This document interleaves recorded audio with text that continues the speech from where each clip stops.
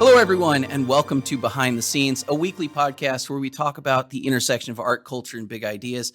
I'm your host, Sean Malone, creative director for the Foundation for Economic Education and creator of the Out of Frame series on YouTube. Here in studio today, as per usual, with Paul Nelson, soon to not be Out of Frame Shorts editor. This is a big announcement we'll get to in just a second. And of course, Jennifer Mafsanti, who is the Director of Communications for the Libertas Institute in Utah, of course, coming to us as Robot Jen on the TV. Or at least it's a TV to me. In any case, it'll just be right here, a floating head. Yes. Right next to us.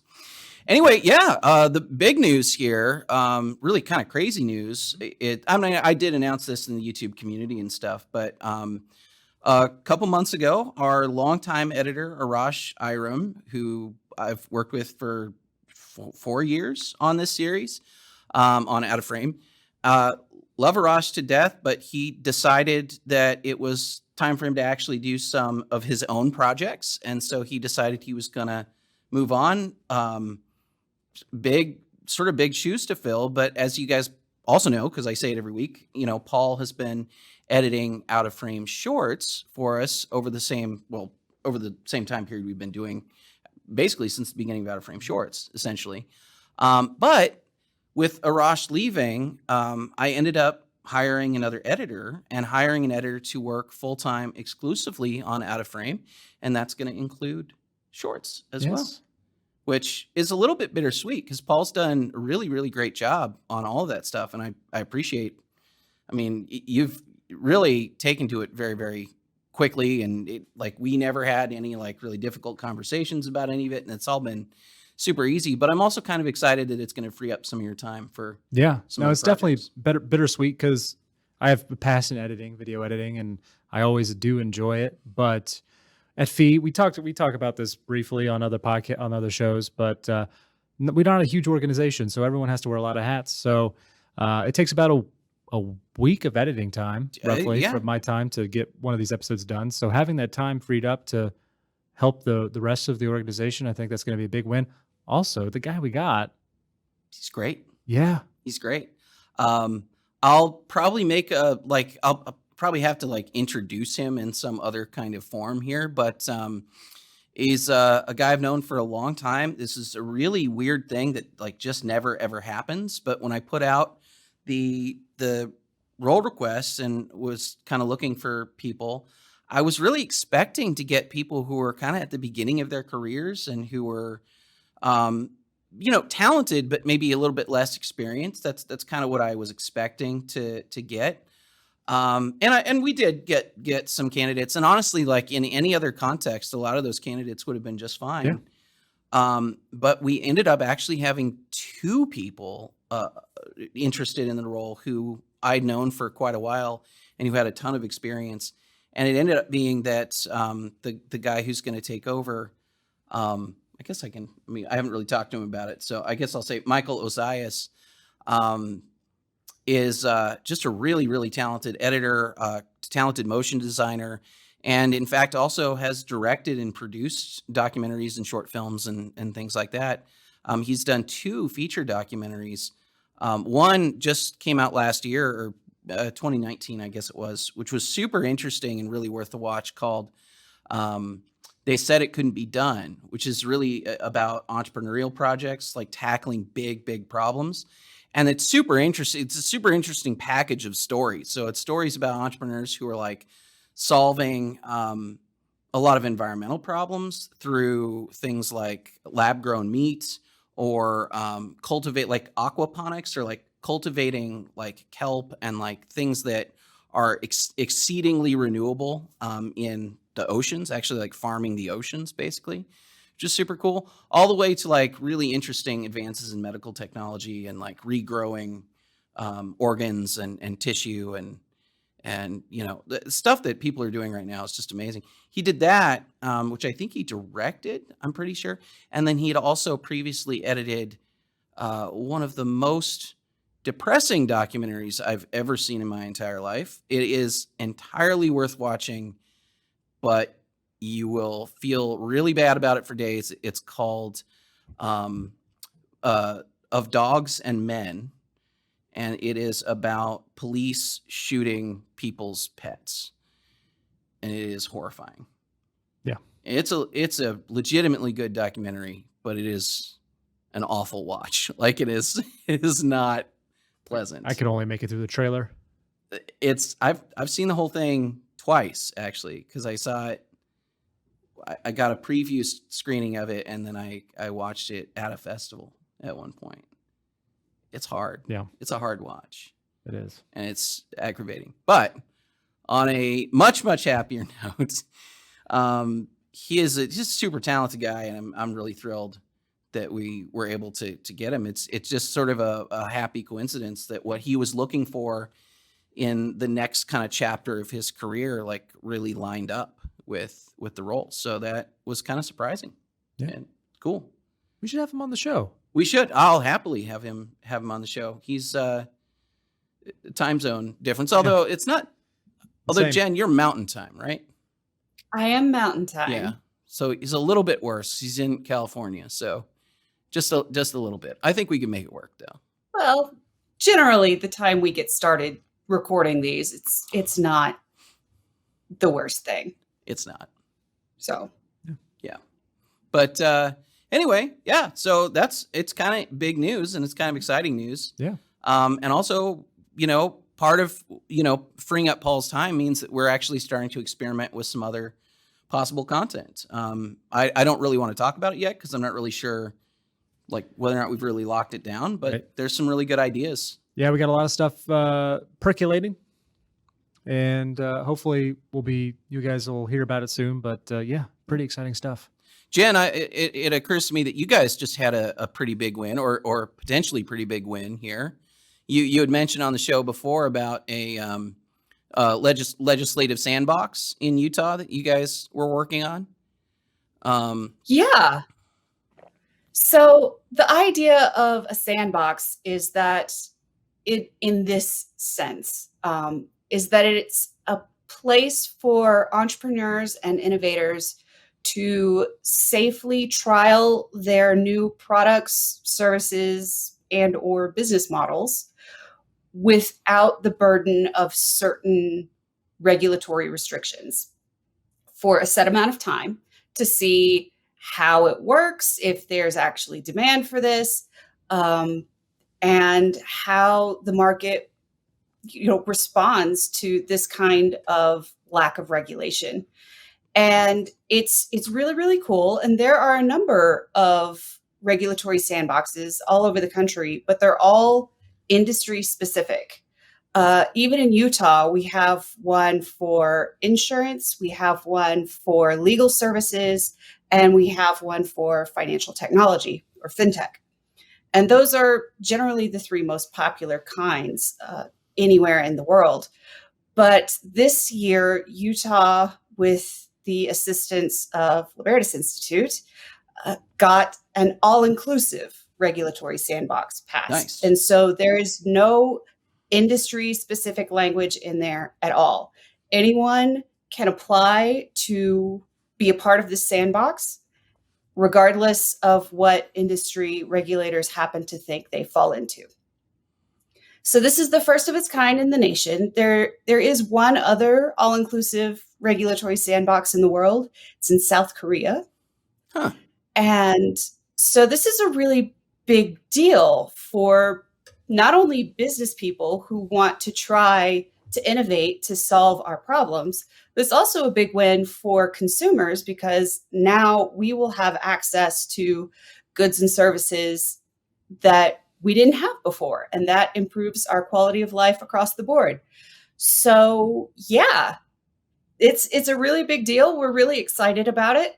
And we have been nominated for the Bob Williams Biggest Win for Freedom Award this year from the State Policy Network. And it's really cool. There are 3 finalists. And if you want to go vote for Libertas, we would really appreciate it.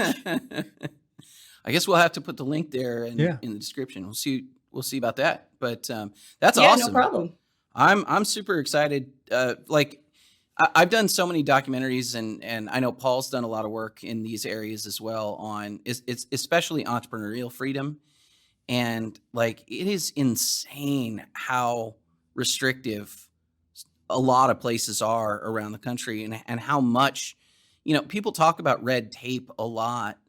I mean, so this is a little bit of a tangent, but so one of the things I'm doing right now is actually judging a film festival, and I was watching one of the films that came across, as a candidate, basically, was a 30-minute short documentary about a place called Pole Town in Detroit, which got basically taken by eminent domain on behalf of General Motors.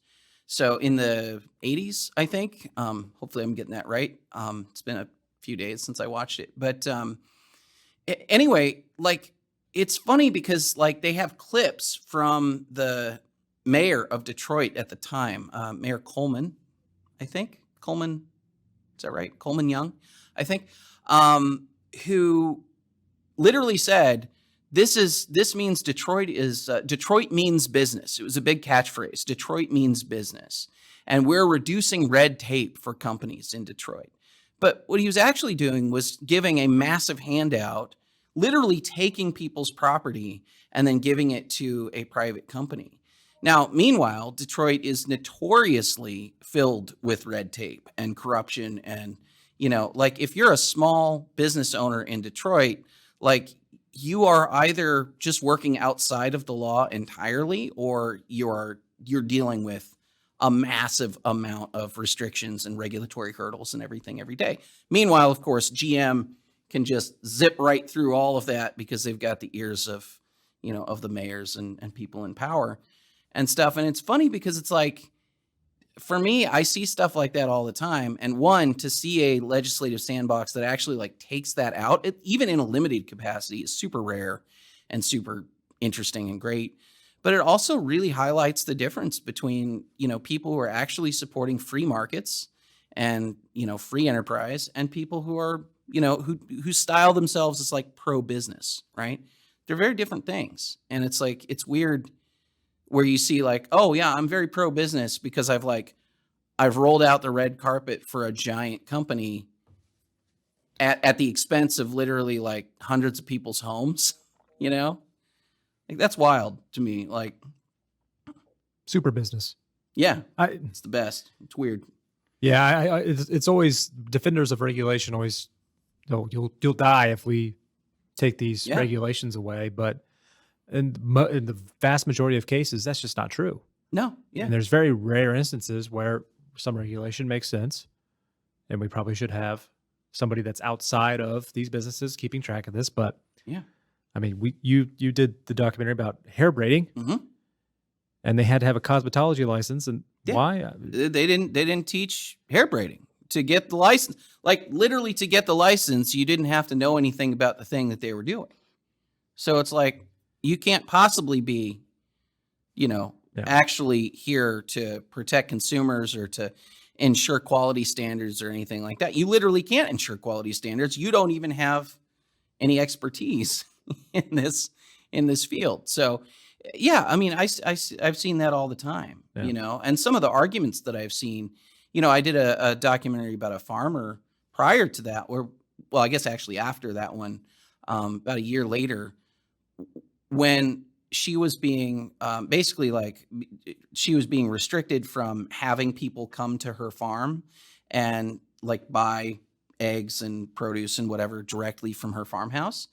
And one of the arguments that the people in the county hearings made was that, well, if they just let people come and buy anything and have commercial activity happen on this farm, what's to stop a strip club from opening up down the street? And you go, well, it's the middle of nowhere, and it's a farm.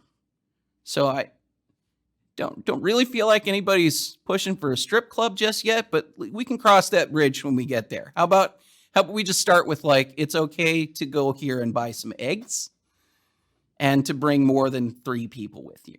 Like, can we start there and then see where it goes? Yeah. I mean, it's crazy, but all these things are really about protecting the pre-existing interests. Like they're Mhm. not really about protecting the consumer at all, you know. And to Jen's point, like that's where these kinds of sandboxes and things like that'll really, really make a difference is for consumers, not just for the entrepreneurs. Of course, it'll make a difference for them too, but like it's really me and you and everybody. And Californians. Absolutely. And Californians, that's a fact in Utah.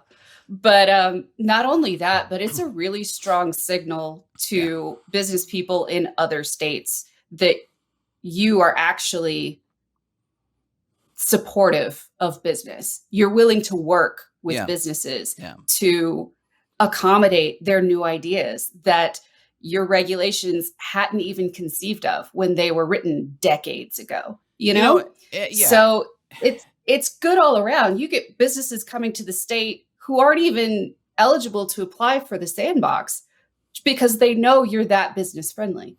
Yeah, I think that's a really important piece of this too, because again, going back to the Detroit thing, like cities like Detroit for years have tried to prove how quote unquote business friendly they are, but by like destroying property rights and by destroying, like they don't do anything about their zoning laws. They don't do anything about their regulatory policy. They don't do anything about their tax policy.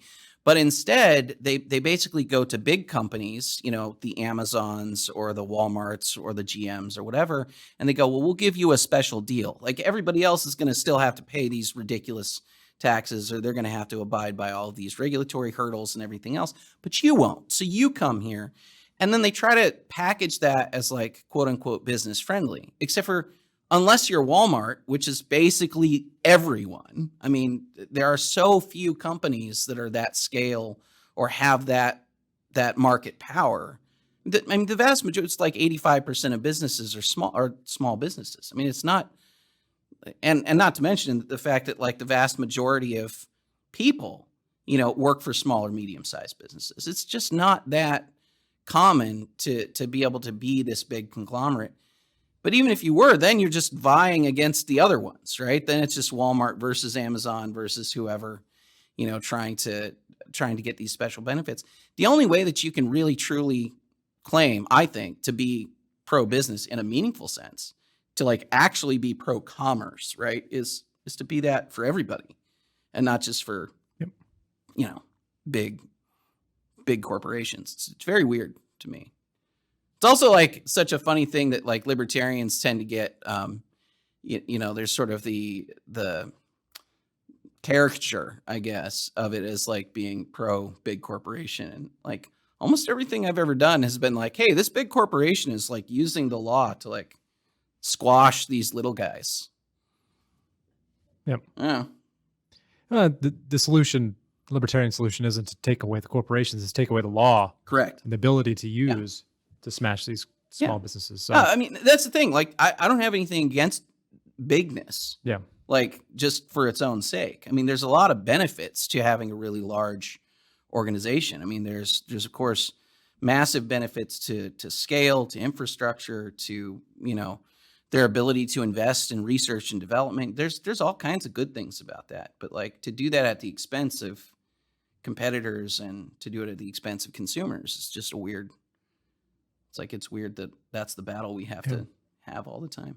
But speaking of battles, Paul's been waiting for this. I want you guys to share your opinions first, though. All right.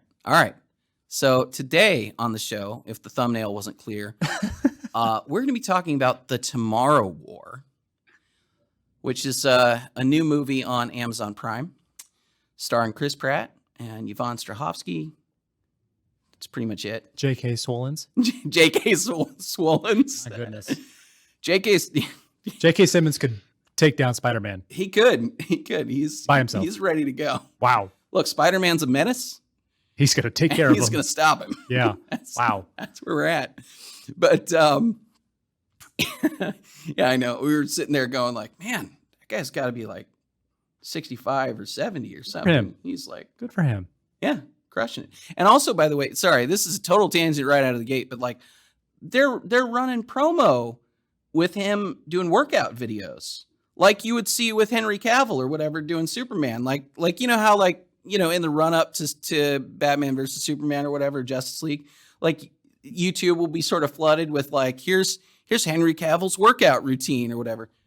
There's J.K. Simmons workout routines that I started getting served on YouTube, and I'm going to watch them. Yeah. Because I'm in way worse shape than he is. It's working for him. It's working. So, yeah. All right. So the Tomorrow War, really simply put, I guess I'll do this plot summary here real quick. About 30 years in the future, there is an alien invasion, or at least more or less an alien invasion that legitimately threatens the extinction of humanity. Just like 95% of people are dead. This basically all that's left is sort of some quasi-militaristic, society that's trying desperately in their last sort of ditch efforts to fight these aliens, but they are losing badly. And then somehow their crack team of researchers finds a bridge basically to 30 years in the past, which they do. I will say that they do explain, because there's a lot of things about this movie that you would have to immediately go, well, why didn't you just go back before? And, why don't you just keep going back in time until you find the point where the aliens get here, blah, blah, blah. They do address that. Basically, the bridge continues moving forwards in time. So as they move forward, it's still only always 30 years back. So they can't just infinitely go back in time to whatever point in time they want to go back in, but they can go back 30 years. They go back, and for some reason, which we will have to talk about, they decide that their best course of action is to conscript as many people as they can from the past to the future, they will basically just go send into the sawmill of their war machine. So, that's pretty much the story. Like the character-wise, like Yvonne Strahovski is a researcher in the future. Chris Pratt is a dad and former special ops guy. I don't know if they ever actually said Army Ranger or something like that. He knows how to use guns. He knows how to use guns, and but also a science teacher. He's a big fan of science. Mm-hmm. And he's one of the conscripts, has to go to the future, and ends up being mostly a story about Chris Pratt in the future battling aliens to save humanity. We're going to have to get into spoilers here. There's literally no way I don't think there's any way to talk about this movie without spoiling a lot. So Jen and Paul, last chance before we get into spoilers. Anything you want to say before a spoiler-filled conversation? I don't.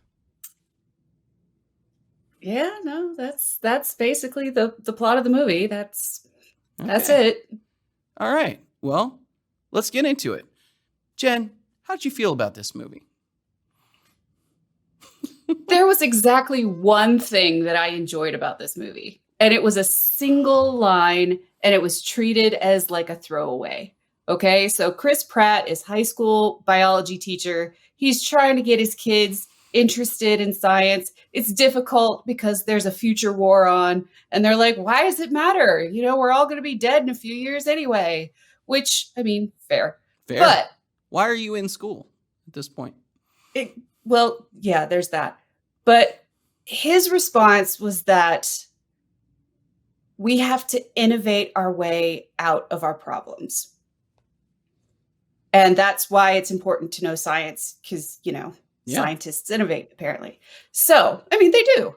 So, yeah, that was literally the only thing I enjoyed about this movie was the idea that we need to innovate our way out of our problems. To play devil's advocate on behalf of that student, though, they know they're all dead in the future. So they also know that they failed to innovate around their problems. There is that. But whatever. We'll just go ahead and ignore that. I also hated this movie for many, many, many reasons. In particular, though, and I think this is where, I don't know if this is true for everybody. It's certainly true for me, where I have the most negative reaction to a movie. It's not the movies that are just bad, through and through.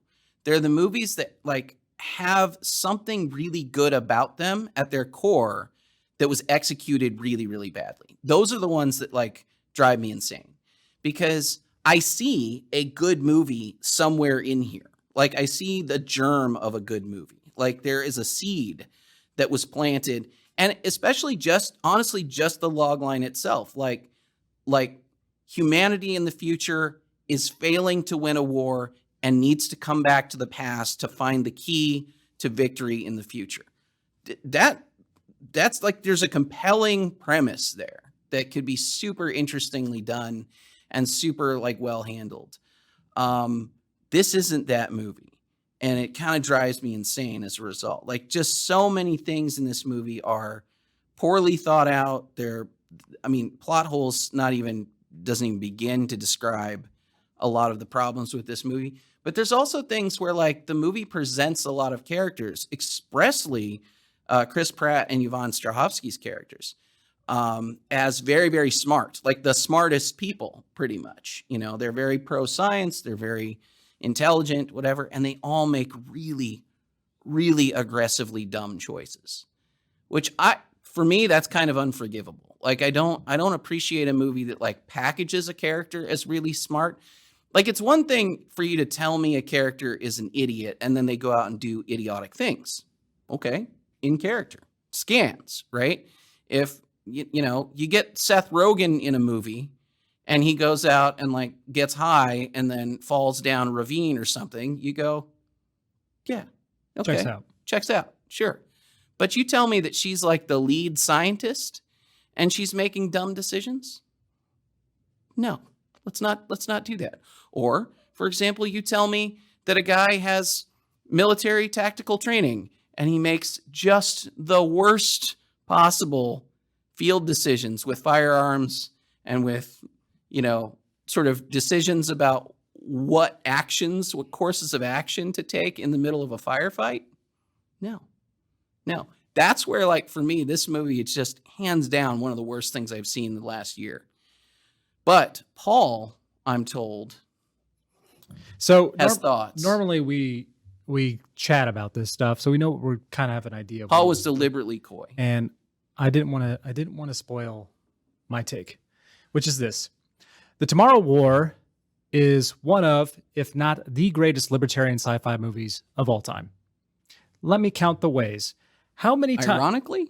No, explicitly. So, so throughout the entire movie, you're right, there are plot holes.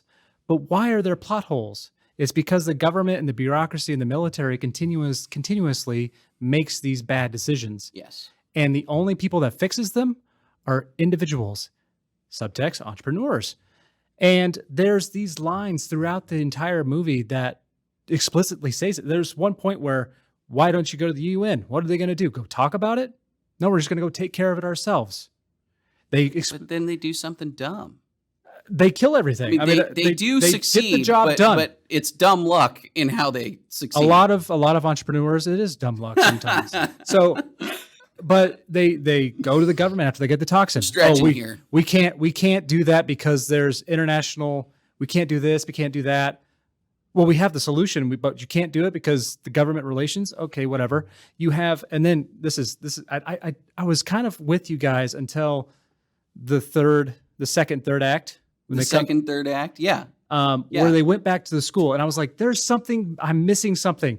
But they go back to the classroom, and this is the funniest. And they talked to the kid who is a ancient volcanic super volcano nerd. Can't believe. And I love when they. So Paul's right. Let me.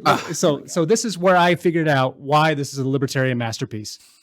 At the beginning of the movie.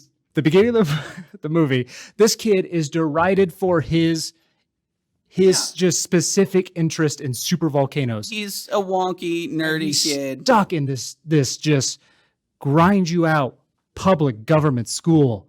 Just every kid hates him. The teacher hates him.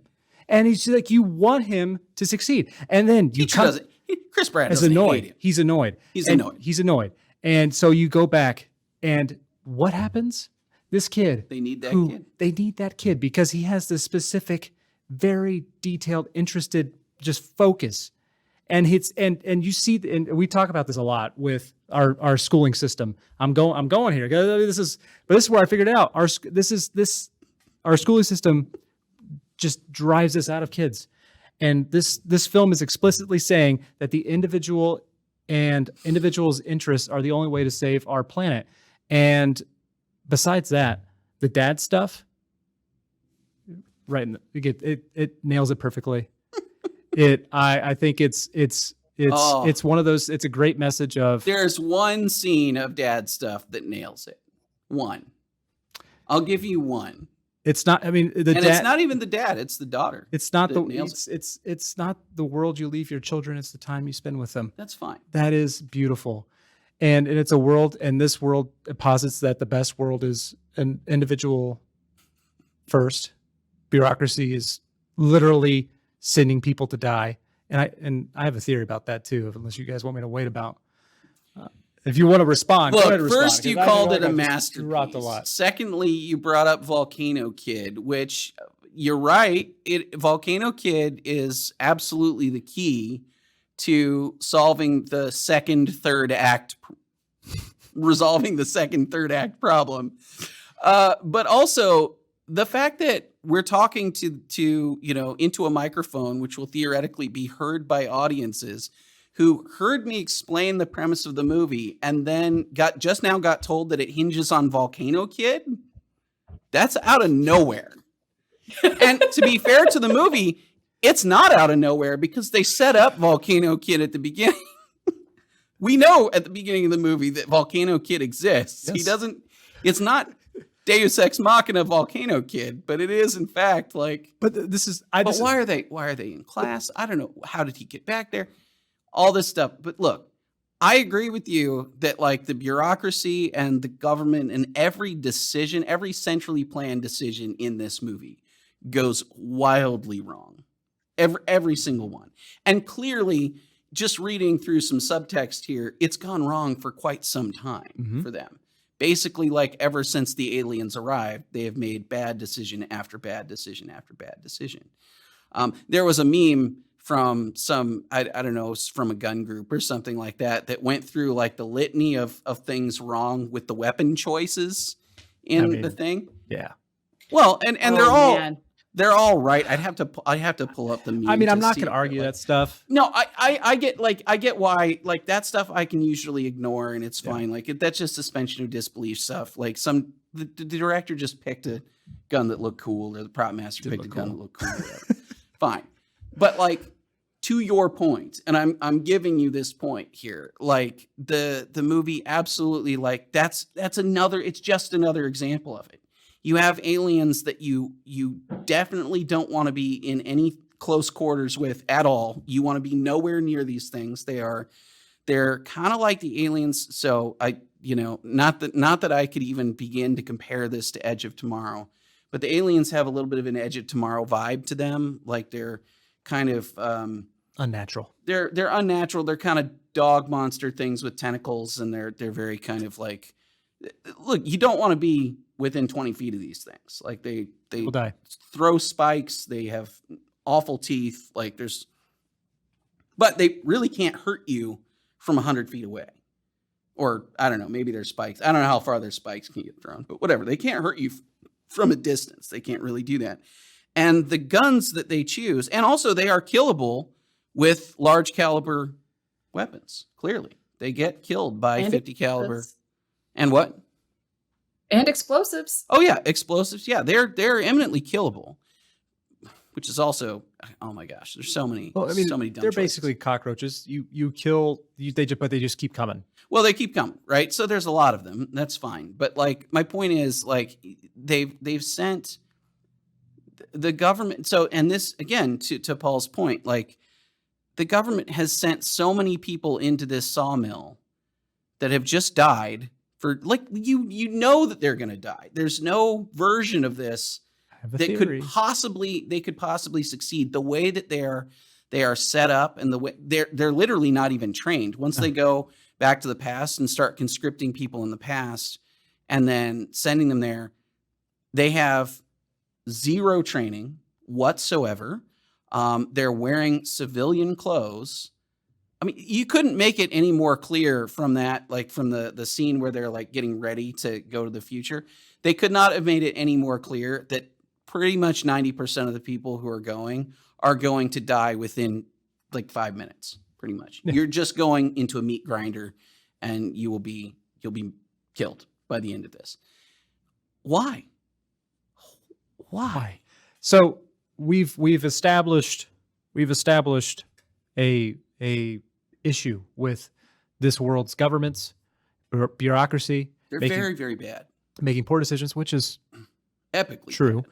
But my theory why they do this is that the future is not really connected to the past that Chris Pratt goes back to in the second, third act. I feel like that's sort of established. I'm not quite sure if they say that there's like a branching timeline thing, but it kind of has to be. So the future, knowing this, in my mind, has explicitly lied to the past to get them to send these untrained civilians to the future because they tried the military, didn't work, but it's only to buy them time because they said in a few scenes, and they showed it too, they basically are just eating them. The humans are food. Yeah. So in my mind, the future is just trying to buy themselves some time to maybe save their reality from being overrun by these aliens, which in the end they don't. That'd be a more interesting movie if we actually talked about branching realities and the big twist or turn at the, going into the third act was like this person you trusted from the future who you thought was like your future actually was deliberately throwing your reality under the bus to save their reality. That would be an interesting movie. That's kind of seems what it is to me. You invented that. I don't think so. That's none of that is. I'm reading between the lines. This is in any of this movie. Like, it's an interesting headcanon, Paul. It's the only thing that makes sense. It's the only thing. So I'm not going to argue with you guys that there's holes. Like, why don't they do this? Just a few little holes. My answer to a lot of these are that the people that are making the decisions, much like our own time, much like our own situation with the pandemic, don't know what the heck they're doing or have different motivations than what we think they should have. I will grant you that it is empirically obvious that they don't know what they're doing. That much straight out cannot be denied.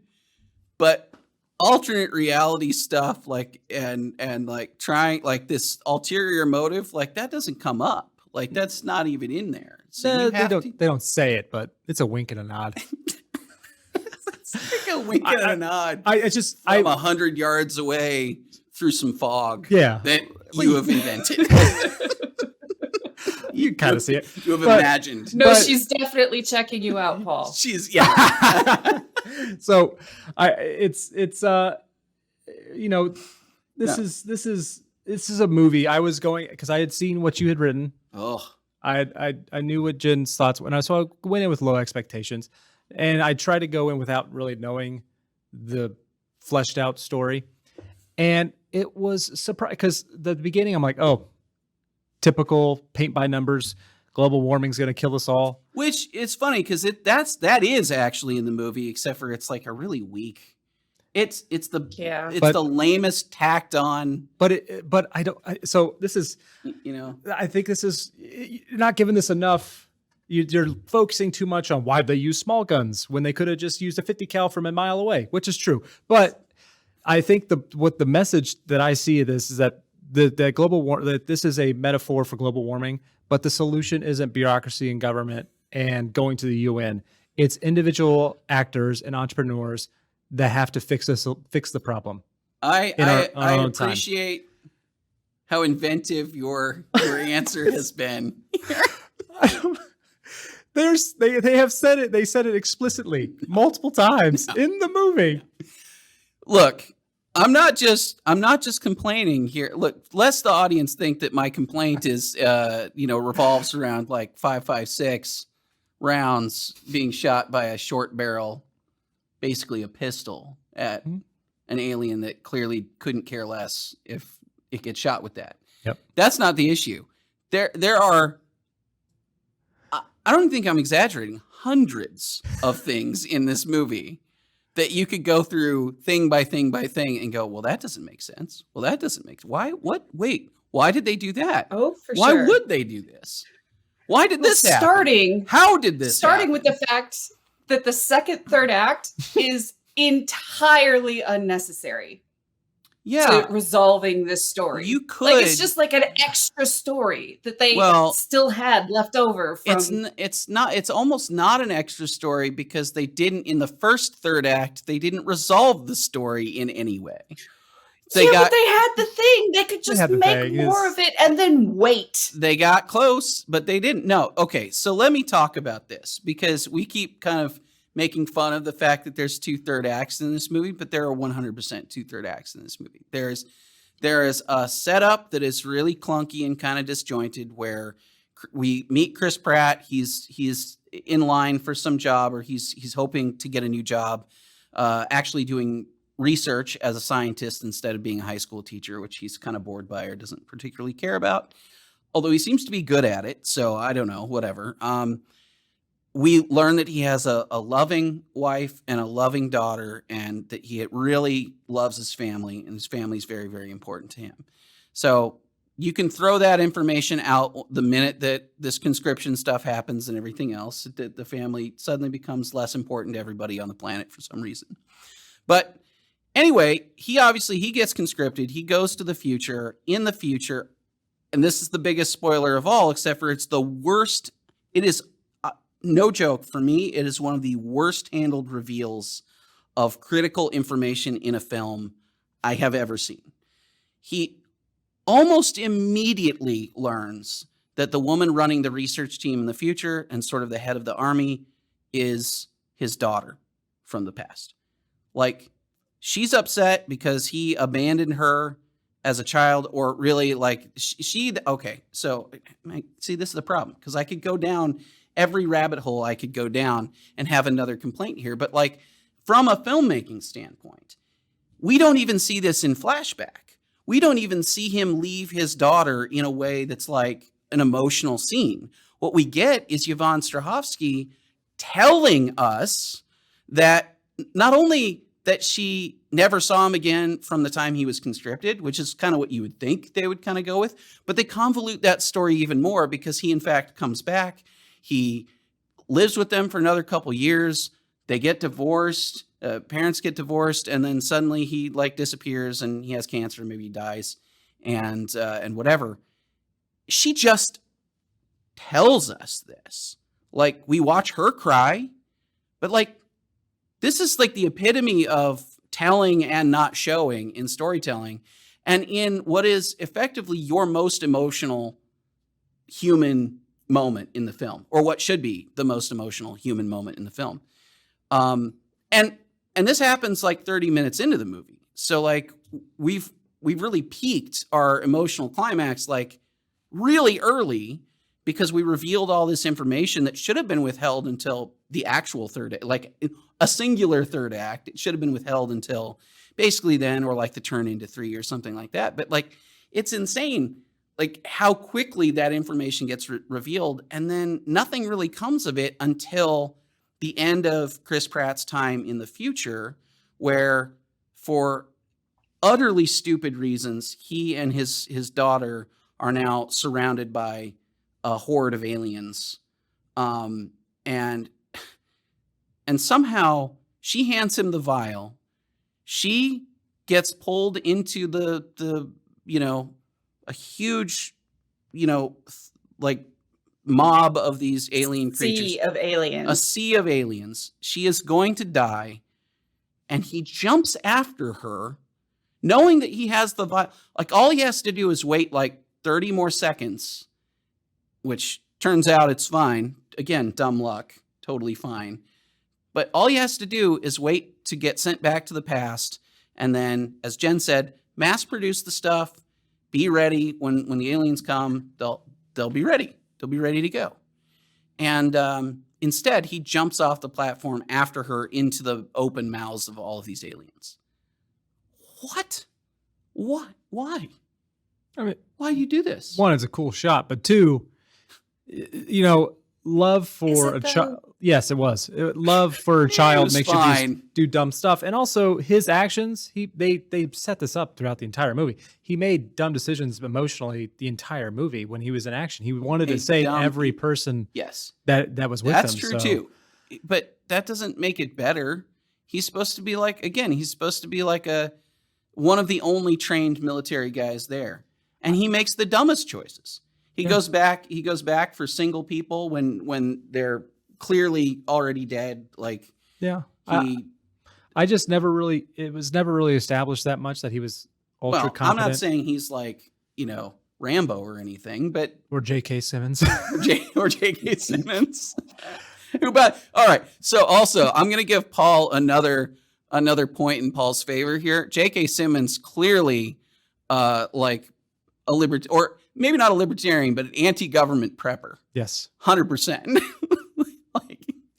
Yes. Like there's so. When was the last time you guys heard a movie that was overtly saying the UN is a waste of time? The UN is a waste of time, and I don't trust the government at all. He doesn't trust the government. He trusts the government so little that he assumed that his own son was a narc. Was a narc. Yeah.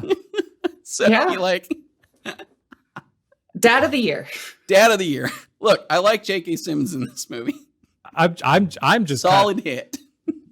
Yes. But of course, the only reason that we have the third, and this is true, by the way, they went and rewrote the third act and reshot everything for the third act. I think in large part to bring J.K. Simmons back and to close the loop on the dad-son story, which, okay, but you could have done that. Worked for me. Many different ways.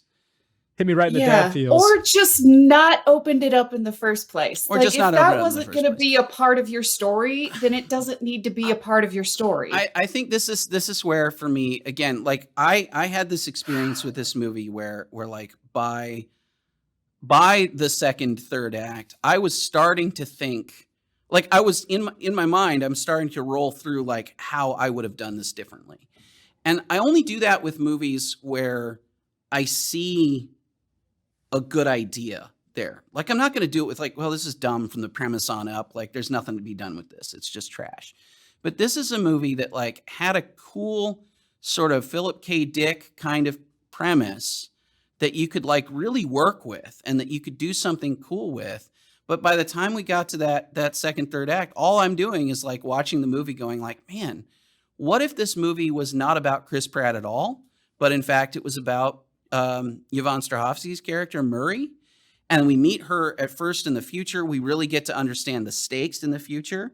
I mean, if you want, I'll read you this thing. It's kind of long, so I don't know that I necessarily want to do this, but I literally right after the movie, I like rewrote the entire plot. And I said it should just be about Strahovski's character, Murray. And I said she should have been a scientist thrown into the horrors of war, working on saving humanity through the last-ditch effort of her experimental time travel innovation. So she's the one who builds the time machine. And he said the government needs soldiers and support, so they create a link to the past. They go back to try to convince people to come to the future and help them fight the monsters. Okay, so far, same basic premise. But I said, in the better version of the story that's playing out in my head, Murray is leading the future's research efforts, but as things get worse and worse, she ends up basically in command of whatever's left of the military. As we get to know her, we learn that her dad was also a soldier and a scientist who abandoned the family when she was 16. She's got unresolved issues, blah, blah, right? This is all just first act stuff that you can just kind of learn about her. It doesn't have to be a huge deal, but we're just laying some groundwork, right? And then we find the B story is we go back to the present, our present, and we meet Dan Forrester, which is Chris Pratt's character. And he's a family man, high school teacher, used to be in the special forces. And then, he's just going about his life. Basically the same sort of sequence of events plays out.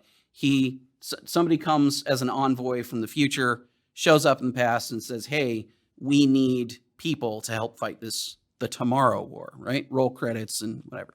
But the difference, and this is where it really departs for me, is like if you took that basic premise and then you gave Chris Pratt's character a really solid reason for needing to be the one to go to the future. So he's a family man. He loves his kids. granted, they gave the reason of the government will arrest you and throw you in jail forever if you don't do this. So that's a pretty solid reason. Yeah. I get The it. more we're talking, I bet get they it. do that for like lots of things. I get it. But fine. It'd be a lot more emotional and compelling of a story if he had to leave his family by choice. Like if he wasn't just, because look, also because when you connect Murray to Dan, you end up with this problem where it's like she's mad at him for stuff that is entirely outside his control. She's mad at him for being conscripted into an army where like 90% of the population is okay. That's not his fault. You're wrong about, like, you got to get over that. Like, I get you might be mad about it, but you got to get over it because it's not his fault. Likewise, if he dies of cancer or whatever, probably owing to the time travel machine, for all we know. Again, not his fault. Like, you can have some hangups about that, but like, you can't make it about him that way. But totally different story if he actually actively decides to leave the family. And especially if you don't really fully understand the stakes, like you're 16, 15 years old or whatever, and your dad goes off and never comes back, and you don't know why he left. Well, that's a bit different. Anyway, point being, we get Dan to the future. He has specific reasons for being there. And we were talking about this before the show started. Paul mentioned, like, maybe have him working at NASA, or maybe have him working at a government research lab or something.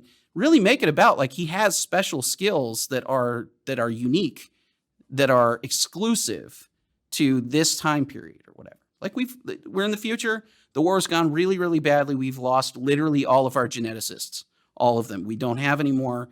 But if we can go back to the past, we can find a geneticist to come back and help us. Something like that gives you a really strong reason for him getting there. Get him to the present, get him back to connect with Murray. And then in the second act, you let him and Murray sort of like actually not get along super well and kind of squabble and do whatever they're going to do. But eventually start coming to respect and appreciate each other and whatever. And then in the third act, so you're actually delaying the climactic reveal. Oh my gosh, we find out she's his daughter. She's kind of, mean to him because he reminds her of her dad. Turns out he is her dad.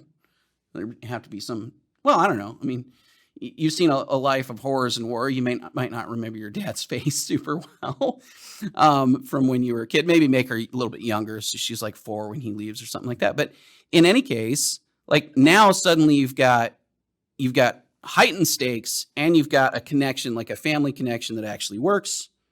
And then they combine, they get over their differences. They bond as father and son, or father and daughter. Sorry, it's kind of a thing. Inserting myself into this apparently. Or inserting Paul and his Paul's kids into this. Anyway, have it all work out where they're now together, unified as a family. The stakes are there, save the world. And of course, he probably has to die or just not be able to get back to the past, right? Thus explaining him leaving, right? And never returning. So like, you could have done it that way. And that is something that I literally thought and wrote out in a grand total of 15 minutes. And I'm like, man, if I spent a month thinking about this, I'd have like a pretty good story. And I don't know why, like, movies like that drive me nuts, because it's like, I see it. Like, I see an alternate world of this, and it's not what we got. Instead, we got a libertarian masterpiece. I wouldn't even put this on. My gosh. No. This movie should have been good, and it wasn't. And that's the biggest sin, I think. I think that's a dog on libertarians, but should have been good. But Should have been good. I feel like that's the motto of the party. But I don't even want to talk about the party, man. Like, party is true. Party seems to be in shambles. By the way, just for the record, I have never been a member of the Libertarian Party, and I have never been a member of any political party. But that one just seems like a disaster. Yeah, just a nonstop disaster. So. Yeah, I mean, I don't want to. I'm saying all these glowing things, which I did enjoy this movie, and I thought there was a lot of redeeming things to it. But I mean, this is what Tenet should have been. If Christopher Nolan did this movie and kept all the UN bashing, I would probably have my. But you're inserting like a better movie than exists. Like Tenet is it's a bizarre movie, and it's hard to follow, and there's a lot of things wrong with Tenet in the sense that, like, well, not even that wrong necessarily, but it's a tough movie to get your brain around in a lot of ways. This movie's just dumb, though. Like, Tenet's not dumb. Tenet's a fairly smart movie that's just like, and I don't know. Tenet's a really well executed movie in a lot of ways. Yeah.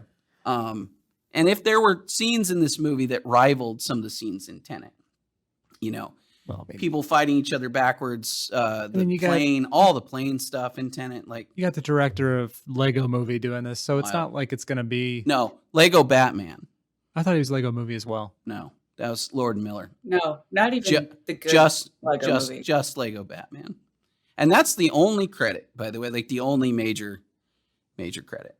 The writer had like 0 credits that I noted. Yeah. I mean, for me, and this is definitely a watch it. My biggest complaint is that this was out on Prime, not in theaters. I think this would have been a much more enjoyable experience to see the white spikes. Doesn't matter. That's kind of what I got out of it. Also, it didn't help that I'm reading a book right now where white spikes is it's something very close to that. It's like a weird creature in a book. Is this one of the crabs? Yeah, it is. It's one of the. That's a whole other. One of the crabs. Talking about Brandon Sanderson's Stormlight series, which I'm on to the 3rd book on. Nice. It's a world filled with crabs. It's a world that I would crab people. Yeah, some crab people. Yes, also, but it's actually that's a show that we'll talk about this. Maybe we'll talk about this on the next episode. But that is actually a book series I would like to see made into a movie, or into not into a movie, but into like a series, like an ongoing series. I think it'd be really cool. But we'll save that for next week, I think. But with that said, let's wrap up our conversation about this greatest libertarian movie of all time. That is also, unfortunately, one of the worst movies I've ever seen. All recommends. Yeah, I recommend it. It's on Amazon Prime. It's fun to watch. I think Chris Pratt is a legitimate movie star. He is. And his performance is actually pretty good. Yeah. Yes, there are some plot holes, but if you really underplaying that, if you can explain away, like I have, by the incompetence of bureaucracy in the military, which is true, it was real life. Yeah. Then this reads some much more interesting and very poignant movie. Fair. Yeah. I have, because this is the kind of thing that's important to me. I don't know if I've talked about it on the show before. I think I built a movie theater in my house. It is version 1.0. It is not it's not its final form, as they say, but it's the form that will do in the house that I'm in right now. And so it's a 100+ inch screen. It's pretty good on that. I mean, let me rephrase. It was as good as it was ever going to be in that environment. I have great sound system. I have a great screen, a really good projector. And I don't know. I mean, if I'd gone to see it in the theater, I don't think I would have gotten a much different experience. Because right now, every time I go to the movies, there's like 2 other people in the theater. Maybe if this movie had 150 people in the theater with me, it would have been a different deal. Not quite sure. But I would have still walked out going, like, I'm going to fix this movie. I have 1,000 ideas on how to make this better than it was, because it wasn't good. Jen, final thoughts. I came into this conversation willing to say, do not watch this. Save yourself the 2 hours. You can do something way better with your life. But you know what? Like watch I've Edge of changed my Tomorrow, mind. for example. Yeah, for example. But I'm going to say no. You should watch this movie, if only so that you can understand why it's so bad. Sometimes that's what you have to do. It's not enough to just watch good things or read good books or any of that. You got to see the trash too, so that you can better appreciate the good things. I sort of agree, and I do that all the time. But I would say, if you're not trying to make movies for a living, or if you're not trying to tell stories for a living, as both Jen and I do, don't. Just don't. Just don't. Edge of Tomorrow. Go watch Edge of Tomorrow. You'll have a much better time. It's a way better movie. Yeah. All right. So, with that said, for everybody who is a Patreon or a Subscribestar supporter, you can see the links here on screen, but it's patreon.com or subscribestar.com/outoframeshow. Stick around. We're going to do some Q&A. We've solicited more questions from Discord and from Instagram and from everywhere, and we've got some interesting ones to talk about today, and then we'll have a bunch more next week as well. If you're not subscribed, this is the end of the show, but we'd love to have you as supporters of the show. Please, definitely, even if you're not supporting us on Patreon or Subscribestar or whatever, definitely go to YouTube, subscribe, hit the bell icon, do all that kind of stuff, and check out our email list. This is kind of a newer thing for us. We're doing weekly emails, original content. Jen, Paul, and I each offer movie recommendations. I'm writing kind of a mini article each week with the help of our intern Matt, and of course you'll have access to the latest podcasts, the latest videos, all that kind of stuff. Definitely, that's feed.org/OOF-newsletter, I believe it is. So check that out. And for everybody else, thank you so much for watching.